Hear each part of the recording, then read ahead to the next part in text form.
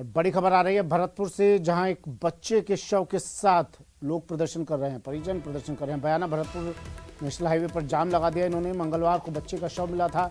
रुदावल थाने में 18 लोगों के खिलाफ मामला भी दर्ज कर लिया गया है। आरोपियों की गिरफ्तारी और मुआवजे की मांग को लेकर सैकड़ों लोग स्टेट हाईवे पर प्रदर्शन कर रहे हैं, जमा हैं। भरतपुर से बड़ी खबर, बयाना भरतपुर नेशनल हाईवे पर लगाया जाम। मंगलवार को बच्चे का शव मिला था स्टेट हाईवे पर। बयाना भरतपुर स्टेट हाईवे पर जाम लगाया है। रुदावल थाने में 18 लोगों के खिलाफ केस दर्ज। दीपक पुरी मेरे सहयोगी भरतपुर से हमारे साथ फोन लाइन पर जुड़ गए हैं। दीपक, क्या कह रहे हैं लोग और फिलहाल क्या वहां से तस्वीर? बिल्कुल, देखिए सुमित, अभी भी जो जाम की स्थिति है वो बनी हुई है और लगातार ये जो लोग हैं वो सबको रख करके प्रदर्शन कर रहे हैं। उनकी मांग है कि जो उचित मुआवजा है वो दिया जाए और जिन लोगों के खिलाफ मामला दर्ज कराया गया है उन लोगों को जल्द ही गिरफ्तार किया जाए। फिलहाल पुलिस के अधिकारी वहां मौजूद है, लोगों से समझाइश की जा रही है और मामले को जो है जो लोग हैं प्रदर्शन कर रहे हैं उनको हटाने की कोशिश है वो की जा रही है प्रशासन द्वारा।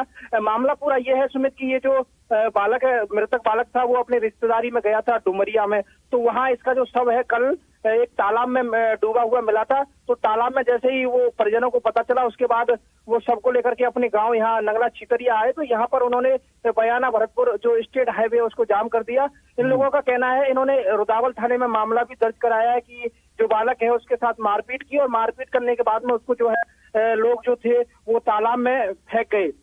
फिलहाल रुदावल थाना जो पुलिस है वो पूरे मामले की जांच कर रही है। पुलिस के जो अधिकारी हैं वो उनसे समझाइश कर रहे हैं। लगातार मामला जो है उनका दर्ज कर लिया गया है। 18 लोगों के खिलाफ कल जो है मामला दर्ज कराया था। फिलहाल अभी भी वो जो है वो प्रदर्शन कर रहे हैं। दोनों ओर जो सड़क पर है वो जाम लगा हुआ है, भारी तादाद में लोग वहाँ मौजूद है और बच्चे के जो परिवारजन है वो भी वहाँ मौजूद है। रिश्तेदारी जहाँ घटना हुई थी वहाँ के लोग भी वहाँ मौजूद हैं और लगातार वो है उचित मुआवजे की और आरोपियों की गिरफ्तारी की मांग कर रहे हैं। फिलहाल पुलिस जो प्रशासन है वो समझाइश कर रहा है। अब आगे देखना ये होगा कि क्या वो लोग जो है वो पुलिस जो प्रशासन समझाइश कर रहा है उस बात को मानते हैं या फिर वो अपनी मांग को लेकर अड़े रहेंगे। जी सुमित, 18 लोगों के खिलाफ मामला दर्ज किया गया है। दीपक, नामजद मामला दर्ज करवाया गया है, किसी की पहचान हो पाई? और पुलिस क्या कर रही है अब इस मामले में? गिरफ्तारी क्यों नहीं हुई अब तक किसी की? देखिए बिल्कुल सुमित, ये 18 लोगों के खिलाफ मामला दर्ज करा है। इस पूरे मामले में हमने जो थाना अधिकारी हैं, रुदावल थाना अधिकारी, उनसे भी बात की तो उनका कहना यह है कि जब बच्चे को वहां से निकाला गया था तालाब से तो उसके चोट पर निशान नहीं थे, किसी भी तरह के शरीर पर चोट के निशान नहीं थे। जबकि परिजनों का यह कहना है कि इसके साथ मारपीट की गई है और उसका जो शव है उसको तालाब में डाल दिया गया है। और जो मामला दर्ज कराया गया उसमें कुछ नामजद लोग हैं और कुछ अन्य हैं। अब पुलिस उनके खिलाफ जांच कर रही है। पुलिस का कहना यह है कि पूरे मामले में जल्द जो है पूरे मामले का खुलासा कर दिया जाएगा। लेकिन परिजन जो है उनका कहना यह है कि यहीं जो है जाम जो लगाया गया है वहीं पर उनको आश्वासन दिया जाए तभी जाकर के वो वहां से हटेंगे। लेकिन पुलिस का कहना है ये जांच का विषय है कि जिस तरह से वो जो मृतक बालक है वो तालाब में मिला था, उसके शरीर पर चोट के निशान नहीं थे। और पुलिस कह रही है कि इन्वेस्टिगेशन में पता चल पाएगा कि वारदात क्या थी। लेकिन परिजन है वो मानने को तैयार नहीं है। उनका ये कहना है कि आरोपियों को गिरफ्तार किया जाए और उचित मुआवजा है वो दिया जाए। जी सुमित, लेकिन कब तक ये प्रदर्शन, क्योंकि स्टेट हाईवे पर प्रदर्शन कर रहे हैं लोग, यहाँ भी लंबा जाम लगा होगा, यहाँ से गुजरने वाले वाहनों को परेशानी हो रही होगी? बिल्कुल सुमित, दिवाली का समय है, लोग बाजार में खरीदारी के लिए आ जा रहे हैं और लगातार वो ये जो रास्ता है वो बाजार मेन बाजार है बयाना उसको जोड़ता है, तो लोगों को परेशानी तो हो ही रही है। लेकिन पुलिस के जो आला अधिकारी हैं वो भी मौके पर पहुंचे हैं। वरिष्ठ अधिकारी हैं अजय शर्मा, वो उनसे भी हमारी बात हुई तो उनका भी कहना है कि वो मौके पर मौजूद है।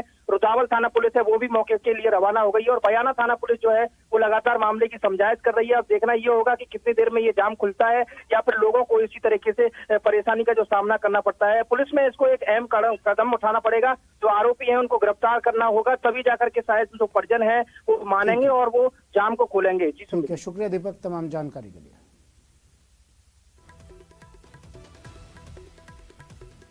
और अब बात जैसलमेर होटल लोन धोखाधड़ी मामले की। आरोपी को जेल से हॉस्पिटल में शिफ्ट किया गया है। एसबीआई का पूर्व चेयरमैन प्रतीक चौधरी को हॉस्पिटल में शिफ्ट किया गया है। मंगलवार देर शाम इसे शिफ्ट किया गया। मेडिकल चेकअप के बाद अस्पताल में इसे भर्ती करवाया गया। 15 नवंबर तक की इसकी न्यायिक हिरासत है। अंतरिम जमानत के लिए वकील भी अब जुट गए हैं। एसबीआई का पूर्व चेयरमैन प्रतीक चौधरी अस्पताल में भर्ती। जैसलमेर होटल लोन धोखाधड़ी का मामला इसमें चल रहा है। मंगलवार देर शाम इसे शिफ्ट किया गया। 15 नवंबर तक की इसकी न्यायिक हिरासत है। अंतरिम जमानत के लिए अब वकील भी पहुंच रहे हैं। इसको अंतरिम जमानत के लिए मामला चलेगा। आरोपी को जेल से हॉस्पिटल में शिफ्ट किया गया।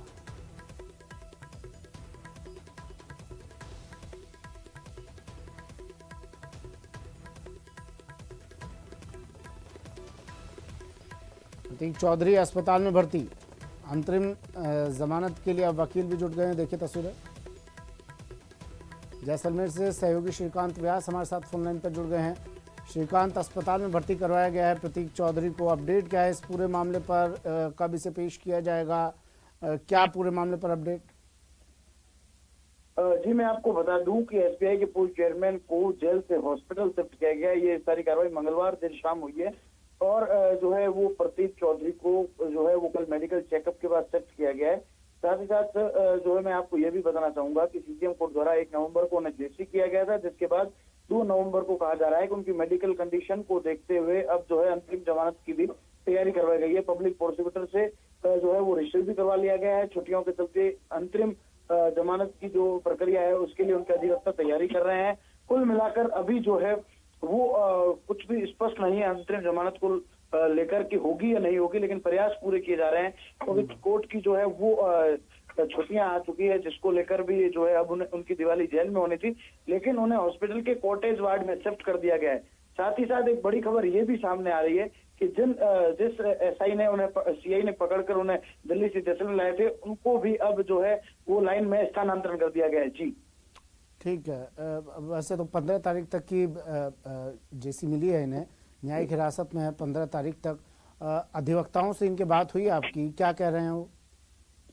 इनके अधिवक्ताओं का कहना है कि इनकी मेडिकल कंडीशन ठीक नहीं है, जिसके चलते अंतरिम जमानत की तैयारी की जा रही है और अभी इन्हें मेडिकल कंडीशन को देखते हुए इन्हें जो है वो जैसलमेर के जिला अस्पताल के कॉटेज वार्ड में रखा गया है। जी ठीक है, शुक्रिया श्रीकांत तमाम जानकारी के लिए। तो एसबीआई का पूर्व चेयरमैन अब 15 तारीख तक न्यायिक हिरासत में है और तबीयत खराब हुई, नासाज हुई, तो अब इसे अस्पताल में भर्ती कराया गया है, शिफ्ट किया गया है जेल से अस्पताल में, और अंतरिम जमानत की भी कोशिश की जा रही है।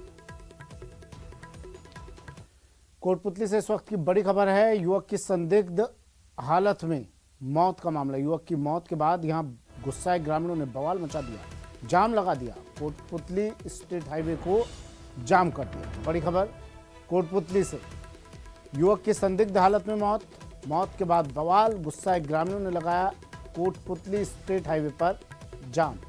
हीरालाल मेरे सहयोगी हमारे साथ कोटपुतली से फोन लाइन पर जुड़ गए हैं।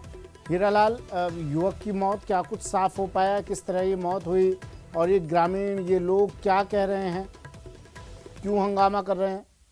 जी सुमित, मैं आपको बता दूं कि मामला सरुंग थाना इलाके का है, जहां कल एक युवक की संदिग्ध हालत में मौत हो गई थी। उसकी बॉडी को सरुंग थाना पुलिस बीडीएम अस्पताल लेकर आई थी। उसके बाद जब सूचना मिली तो लोग और परिजन वहां इकट्ठे हो गए थे। उन्होंने जो लीजधारक जो खननदारी है उन पे युवक की हत्या का आरोप लगाते हुए प्रदर्शन किया था। उसके बाद पुलिस ने हल्का बल प्रयोग करके उनको खदेड़ा भी था। इसके बाद जो पुलिस ने पोस्टमार्टम करवाकर शव परिजनों को सौंप दिया था। आज परिजनों ने शव का दाह संस्कार कर दिया। उसके बाद वो आक्रोशित ग्रामीण जो है उन्होंने हत्या का आरोप लगाते हुए और जो दोषी लोग हैं उनके खिलाफ कार्रवाई की मांग को लेकर धरने पे बैठ के उन्होंने कोटपुतली नीमका थाना जो स्टेट हाईवे है उसको जाम भी कर दिया। उनकी मांग है कि जो इस मामले में दोषी है उनके खिलाफ कार्रवाई की जाए और जो हत्या के आरोपी है उनको गिरफ्तार किया जाए। जी सुमित, किसी तरह का कोई आश्वासन मिला ही नहीं अब तक? जी, धरना प्रदर्शन की सूचना पर पुलिस के आला अधिकारी मौके पे पहुंचे हैं। कोटपुतली एएसपी भी वहां पहुंचे हैं। उन्होंने ग्रामीणों से समझाइश की जा रही है, लेकिन अभी ग्रामीण जो अपनी मांग पे अड़े हुए हैं। अब आरोपियों की गिरफ्तारी की मांग कर रहे हैं, कार्रवाई की बात कर रहे हैं ये लोग। पुलिस क्या कर रही है इस पूरे मामले पर? पुलिस का कहना है कि मामले की जांच की जा रही है। पूरी जांच होने के बाद ही इस आगे की कार्रवाई की जाएगी। अभी पुलिस है जो पूरी जानकारी देने से इनकार कर रही है। उनका कहना है कि जब तक जांच पूरी नहीं हो जाती तब तक कुछ कहा नहीं जा सकता। ठीक है, शुक्रिया हीरालाल तमाम जानकारी के लिए।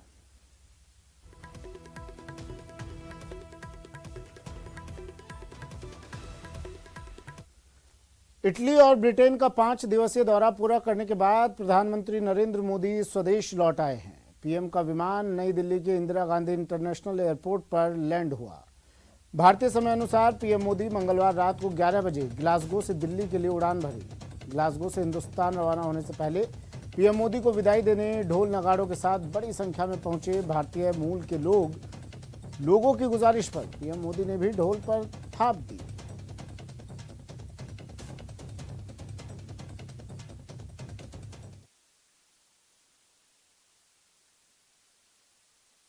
जिसके लिए पीएम मोदी ग्लासगो में रहने वाले भारतीय मूल के लोगों से मिलने पहुंचे तो लोग ढोल नगाड़ों के साथ उनका स्वागत करते हुए नजर आए।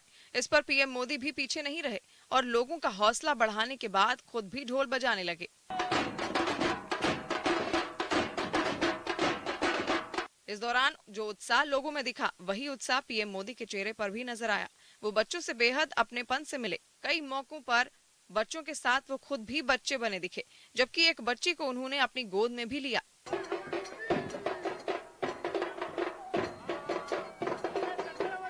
एक बच्चे ने भारत के नक्शे वाली अपनी ड्राइंग प्रधानमंत्री को दिखाई तो उन्होंने ऑटोग्राफ दे दिया। यही नहीं, उन्होंने कई लोगों के हाथ पर भी ऑटोग्राफ दिया। इसे देखकर लोगों की खुशी का ठिकाना ना रहा। कई लोग तो उनके पैर छूते हुए भी नजर आए।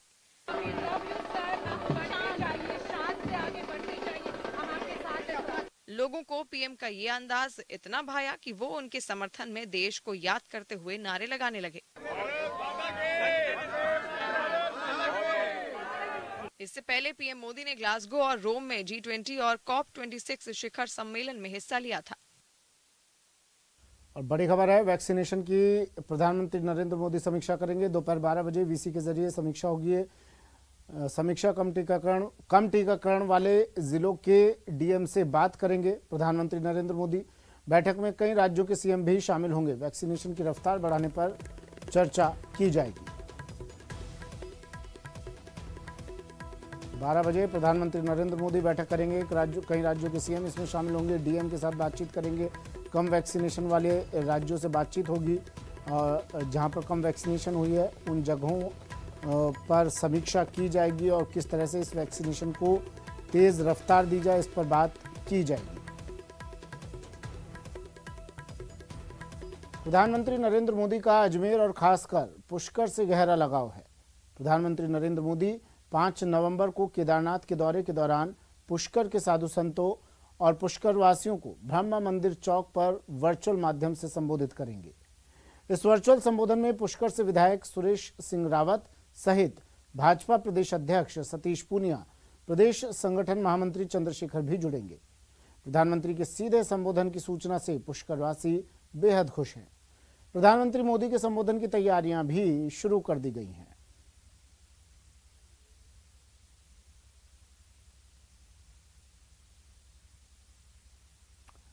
और बड़ी खबर, राहुल गांधी का केंद्र सरकार पर बड़ा हमला। महंगाई को लेकर राहुल गांधी ने केंद्र सरकार पर साधा निशाना।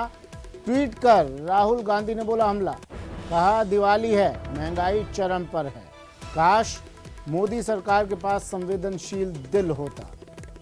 राहुल ने अपने ट्वीट में लिखा कि दिवाली है, महंगाई चरम पर है। व्यंग्य की बात नहीं है। काश मोदी सरकार के पास जनता के लिए एक संवेदनशील दिल होता।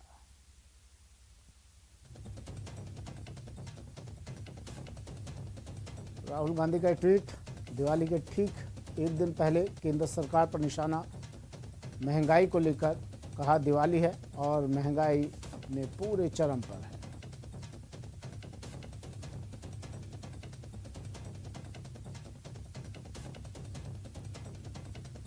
मौसमी बीमारियों पर मुख्यमंत्री अशोक गहलोत काफी गंभीर नजर आ रहे हैं। सीएम अशोक गहलोत आज विशेषज्ञों से चर्चा करेंगे। ओपन वीडियो कॉन्फ्रेंस करेंगे। सीएम गहलोत दोपहर 12 बजे डॉक्टर्स के साथ चर्चा करेंगे। मौसमी बीमारियों सहित डेंगू की रोकथाम पर ही चर्चा होगी। चर्चा में कई विशेषज्ञ और डॉक्टर्स शामिल होंगे।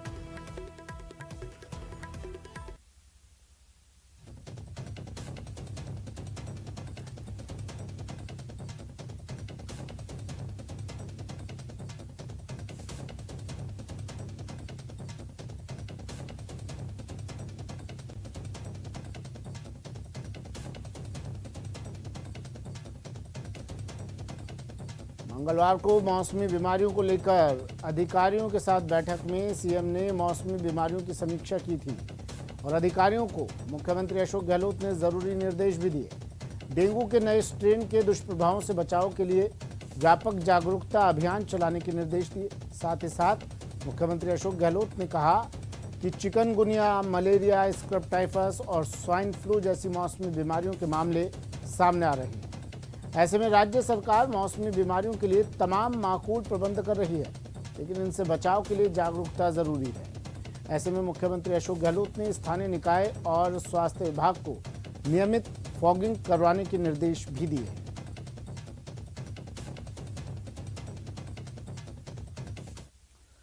भारत के अपने शॉर्ट वीडियो शेयरिंग ऐप चिंगारी ने क्रिप्टो सोशल टोकन गारी के साथ क्रिप्टो करेंसी बाजार में धमाकेदार कदम रखा है। सुपरस्टार सलमान खान गारी के ब्रांड एम्बेसडर हैं। चिंगारी ऐप भारत में खासा लोकप्रिय हो रहा है और सोशल मीडिया कैटेगरी में बेस्ट ऐप का खिताब भी पा चुका है। चिंगारी ऐप न सिर्फ कंटेंट क्रिएटर्स बल्कि व्यूअर्स, एडवर्टाइजर्स और डेवलपर्स सबकी कामयाबी की कुंजी है। गारी का इस्तेमाल भविष्य की इन ऐप करेंसी के साथ साथ गवर्नेंस टोकन के तौर पर भी हो सकता है। आइए जानते हैं प्रिया से, जो एक इन्फ्लुएंसर हैं। 2020 में वोकल फॉर लोकल ये कैंपेन शुरू हुआ, जिसमें हम क्रिएटर्स ने सारे देसी एप्स को सपोर्ट करने के लिए वीडियोस बनाए। पर प्लेटफॉर्म तो पॉपुलर हुए, पर एज अ क्रिएटर हमारी ग्रोथ काफी एवरेज रही। ओनली चिंगारी इज द प्लेटफॉर्म जहां पर क्रिएटर्स के लिए कुछ अलग प्रोग्राम शुरू किया, वो भी मोनेटाइजेशन जैसे इंपॉर्टेंट चीज को लेकर। गारी टोकन्स की वजह से क्रिएटर्स को गवर्नेंस पावर मिल रही है। हमारा कंटेंट जितना बेहतरीन रहेगा उतना हमको सीधा फायदा होगा।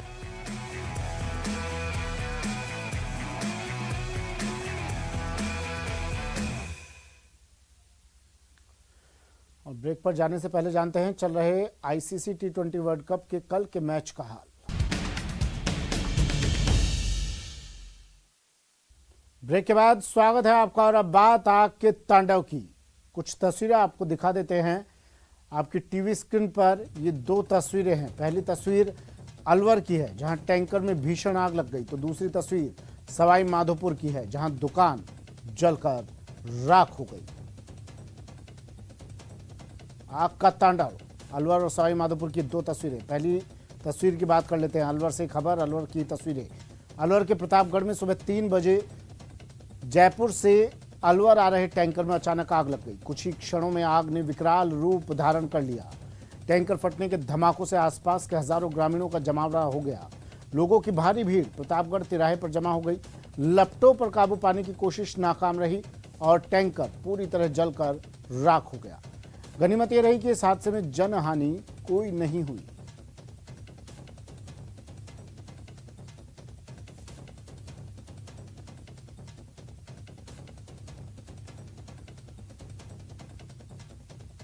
वहीं सवाई माधोपुर में आग का तांडव, दुकान में यहां भीषण आग लगी, लाखों का सामान जलकर खाक। आग से लाखों का नुकसान बताया जा रहा है। ये तस्वीरें सवाई माधोपुर की जहां एक दुकान में भीषण आग।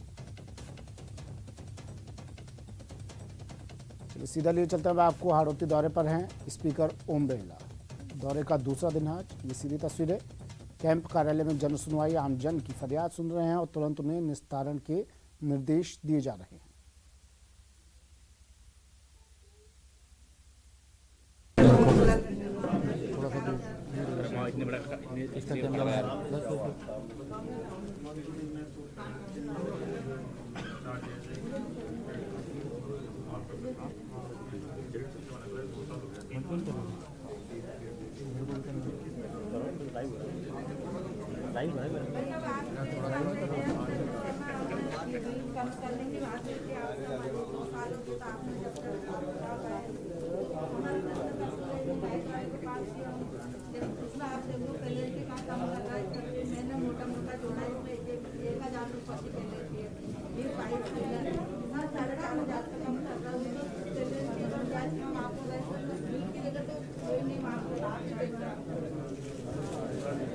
सीधी तस्वीरें कोटा से आपको दिखा रहे हैं। हाड़ौती दौरे पर हैं लोकसभा स्पीकर ओम बिरला। दूसरा दिन है उनका ये, और हर बार की तरह जन सुनवाई। ओम बिरला जब भी यहाँ पहुँचते हैं लोगों से मुलाकात करते हैं, जन सुनवाई ज़रूर करते हैं और आज भी कुछ ऐसी तस्वीरें जन सुनवाई कर रहे हैं। ओम बिरला लोगों से उनकी समस्याएं सुन रहे हैं। बड़ी संख्या में यहाँ पर लोग पहुँचे हैं, अपनी समस्याएं उन्हें बता रहे हैं और ओम बिरला भी हर एक व्यक्ति से उनकी बात सुनते हुए, समझते हुए और तुरंत उस समस्या के निस्तारण के संबंधित विभाग को, संबंधित अधिकारियों को निर्देश देते हैं। ये सीधी तस्वीरें कोटा से। अच्छा, एक मिनट थोड़ा सा साइड में गिरो।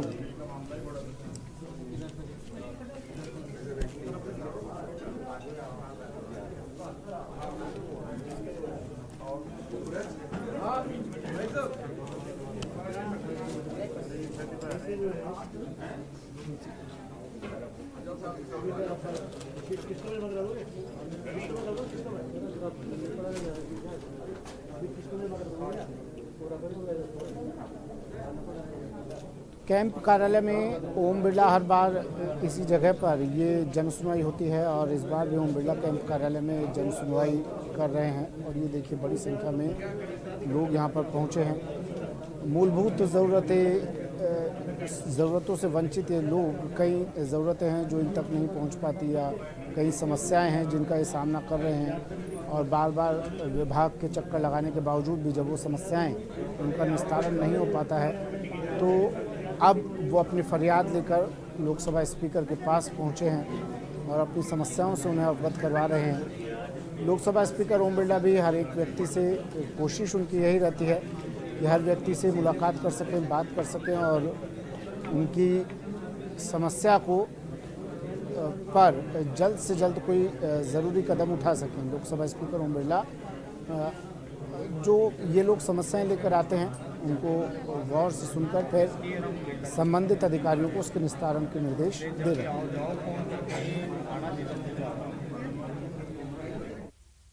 अयोध्या में दीपोत्सव, 12 लाख दिए इस बार दीपोत्सव पर जलेंगे अयोध्या में। अयोध्या को दुल्हन की तरह सजाया गया है। 12 लाख दियों की रोशनी से अयोध्या जगमग होगी इस बार। सरयू नदी के किनारे घाटों पर लाखों दिए लगाए गए हैं। दीपोत्सव के लिए अयोध्या पूरी तरह से सजकर तैयार।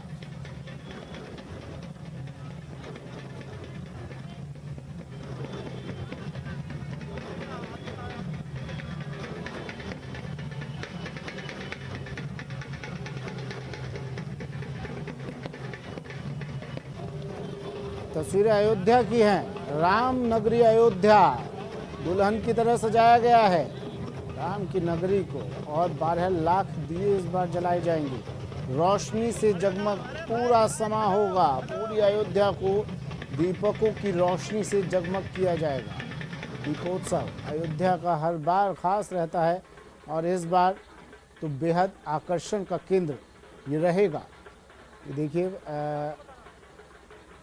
बड़ी संख्या में यहाँ पर पर्यटक भी पहुँचे हैं। हर साल की तरह अयोध्या नगरी को पूरी तरह सजा दिया गया है और पारंपरिक गीतों की धुन पर नाचते गाते न सिर्फ इसमें पेशेवर नृतक हैं बल्कि कई पर्यटक जो यहाँ लुत्फ़ ले रहे हैं। यहाँ पहुँचने के बाद राम की धुन में लीन हो गए हैं ये लोग। 12 लाख दियों से इस बार जगमग होगी अयोध्या नगरी। अयोध्या में दीपोत्सव।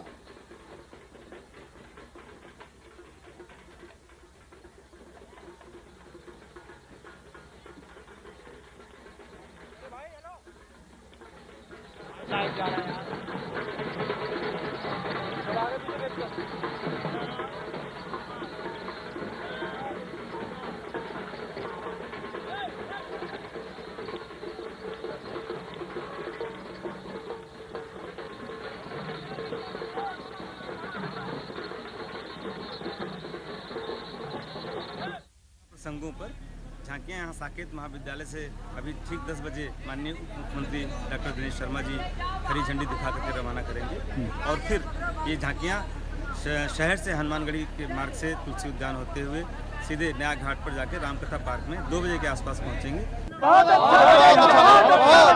ऐतिहासिक है, बहुत अच्छा लगे, बहुत जबरदस्त है। को बहुत हम धन्यवाद देना चाहते हैं। इतना देना चाहते हैं कितना बढ़ जाएं हमारे लोगों का, जितने हिंदू वाले हैं ये बिल्कुल आगे बढ़ते चले जाएं। जय श्री राम। फिलहाल इतना ही, दीजिए इजाजत, नमस्कार।